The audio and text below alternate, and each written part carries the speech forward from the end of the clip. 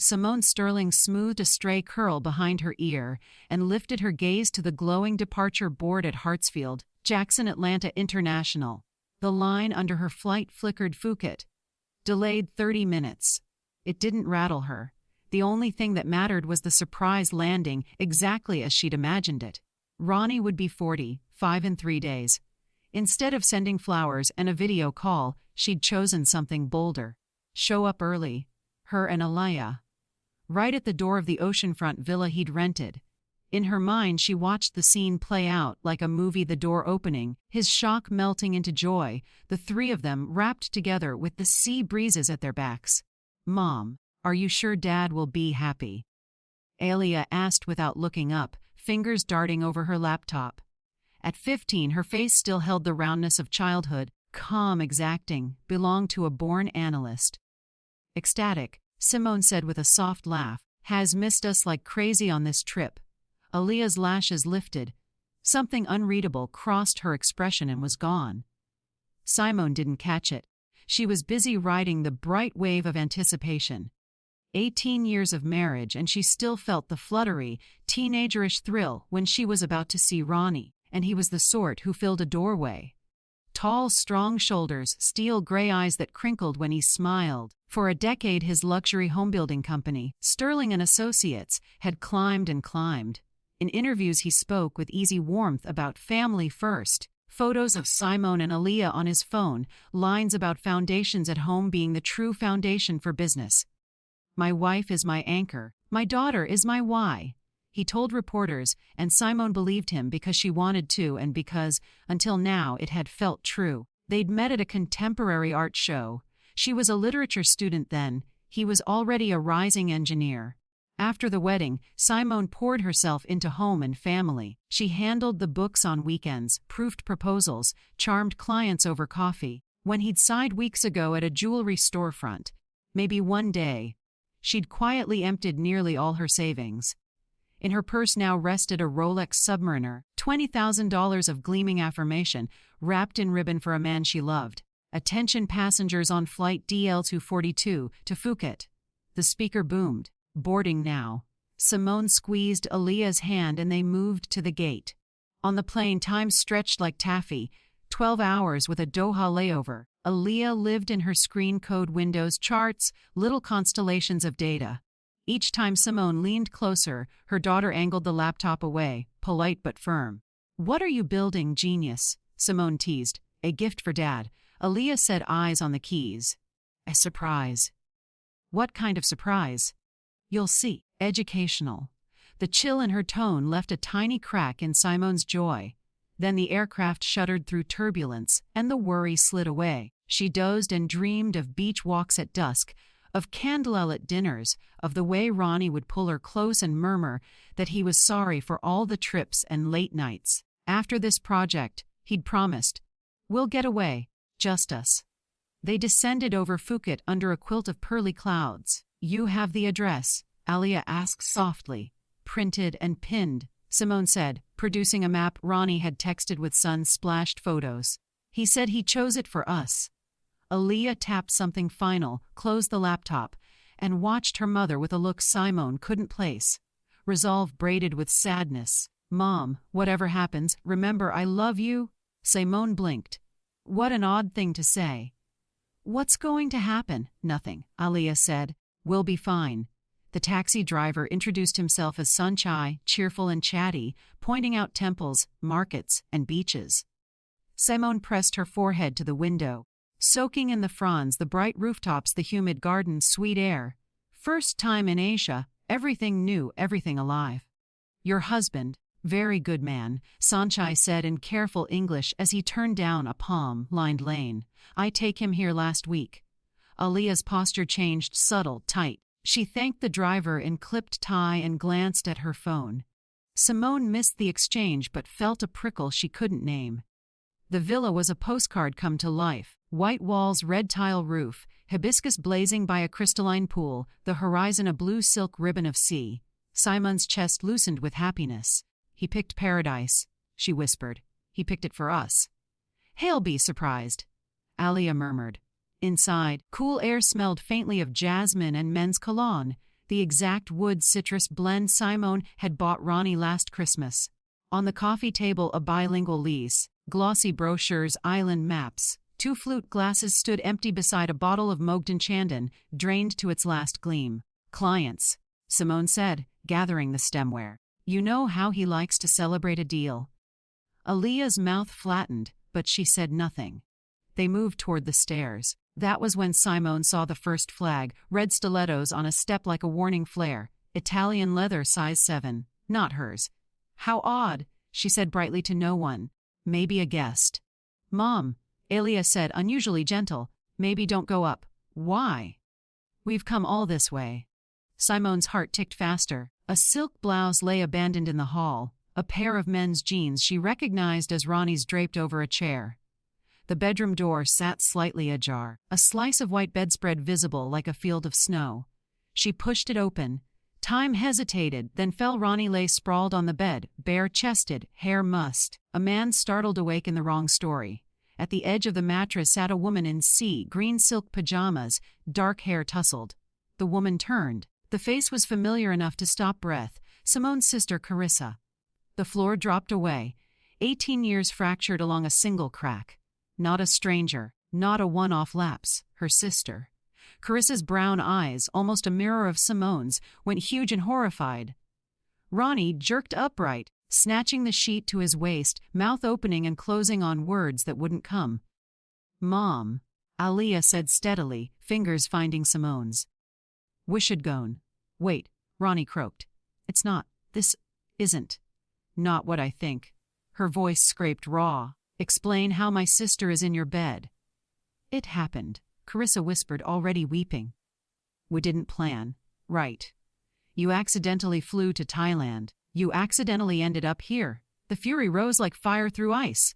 Aaliyah tugged gently. "Now, Mom." They backed down the stairs, past the shoes, past the empty bottle, and into sunlight. Simone's hands shook so hard she fumbled her phone twice before ordering a taxi to any hotel. In the back seat, the tears came hot and unstoppable. Aaliyah wrapped her arms around her and held on. Her daughter's face had settled into something new, tender, yes, but set with an iron calm. At the hotel, Simone sat on the bed staring into a future that had been turned inside out. Ronnie and Carissa together. 18 years recatalogue. Dreams soared. Keys. Ralia seated herself at the small desk, opened the laptop, and the screen flowered into windows. Programs, graphs, maps, tables. "Aaliyah," Simone whispered, blotting her eyes. "In the taxi you said you'd already punished Dad." "What did you mean?" Aaliyah turned, and in her eyes lived an adult who had been gathering truth for a long time. "I've known about them for a while," she said quietly. "Grandpa Paul taught me programming and data analysis. For the last 2 months I've been collecting open, source evidence about their relationship." Simone flinched. "You knew." "I noticed patterns. Dad grew secretive. Aunt Carissa stopped coming by. A couple of suspicious messages left open, a few phone calls overheard. The rest was public. People leave footprints everywhere." She swiveled the laptop toward Simone. A map of Atlanta appeared, peppered with dots. Red is Dad's check-ins and posts. Blue is Aunt Carissa's. Green marks the places they were at the same time. There were too many greens. Cafes, a spin studio, a hotel bar. The Jillia clicked. A timeline bloomed. He said he worked late, but his last posts weren't near the office. She said she was at the gym. Her geolocation pointed to restaurants. Frequency analysis shows coordinated activity. Look, average time between them liking each other's posts. 2 minutes. Caption tone. Parallel. Uploads at the same landmarks within minutes of each other. Shame burned through Simone. The evidence had been there, open to anyone who cared to look. She had not. "Math doesn't lie," Aaliyah said softly. "The chance this is coincidence is less than 1 in 100,000. "What are you going to do with it?"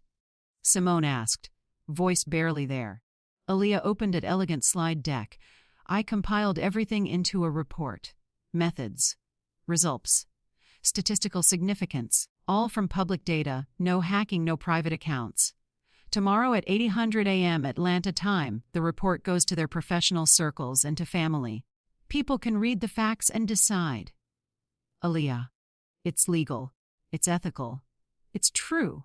Her expression didn't waver. He didn't just betray you. He taught me at 15 how to become an investigator. Simone stared at the title Digital Analysis of Covert Social Connections, a case study of familial betrayal. 30 pages, crisp, methodical, devastating.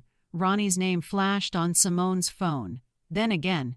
A text. Sim, please, it's not what it looks like, we can talk. Alia glanced over Simone's shoulder. Classic line, she said. She typed back from Simone's phone. Data collected. Analysis complete. Results publish at 08 Haldred, Atlanta. A. Sterling. Calls began to hammer the phone. Alia silenced them all. Sleep, Mom, she said gently. I'll run the final checks. Simone lay down and listened to the soft metronome of keys. Outside, waves breathed in and out against the shore. Inside, something else gathered like weather. The moment when truth would walk into the room and sit down. The gray dawn over Atlanta arrived with drizzle, soft and unremarkable, but for Ronnie Sterling that morning would mark the unraveling of everything he had built. At exactly 7:30 a.m., Alia sat poised before her laptop in the quiet hotel room in Phuket. Simone, sedated by a mild tranquilizer, slept beside her, her face streaked with the faint traces of tears. Outside, waves lapped gently at the shore, indifferent to what was about to happen. The time has come, Alia whispered and pressed enter. The program awoke instantly, rows of addresses, delivery statuses, counters ticking upward like a heartbeat. The first wave of emails went out to her father's business network, 247 recipients, each receiving a presentation titled Expertise Analysis of Covert Connections in a Business Environment. It looked like a professional research brief. Polished, precise. Next, at 7:45, a second set, 156 contacts, flew toward her aunt's colleagues and friends. This version was expanded with sections on psychological patterns, sociometric connections, predictive behavior modeling, a masterpiece of technical storytelling masked as a report. At 8:00 a.m. Atlanta time, the third and final wave began. 89 relatives and close family friends received the full, unabridged dossier digital analysis of covert social connections. Research conducted by A. Sterling, age 15. The conclusion was written in the cool, neutral tone of science based on 1, 2, and 47 data points collected from open online sources between March 15 and July 12. The existence of systematic, covert personal interactions between the research subjects is established. Within an hour, the world of Ronnie and Carissa ignited. Ronnie was having breakfast at his hotel when his phone began to vibrate nonstop. Calls, texts, email alerts. His business partner, Sean Garrett, was the first to reach him. Ronnie, have you seen what your daughter sent? Sean's voice was half disbelief, half awe. What are you talking about?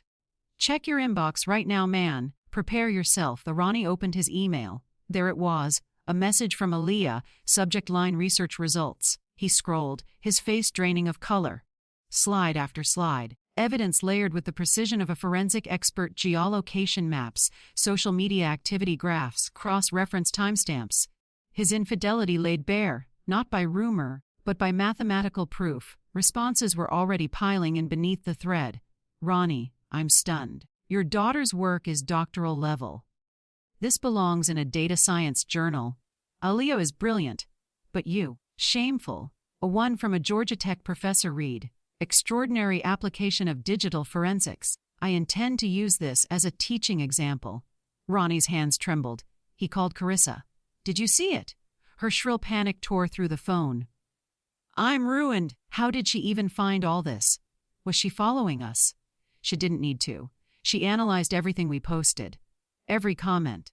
Every photo. She's 15.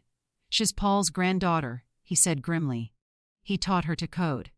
Carissa's sobs filled the line. Her own inbox was flooding, friends condemning, colleagues expressing disbelief. Her boss's message was short and merciless. Your behavior contradicts our company's image. We sell family vehicles. Consider this your final paycheck. By noon, Ronnie's construction company was bleeding contracts. The Andersons, his most prestigious clients, terminated their $40 million order with a curt message. We cannot entrust our family home to a man who destroys his own family. Others followed. In a single afternoon, Sterling and Associates lost $110 million in active projects.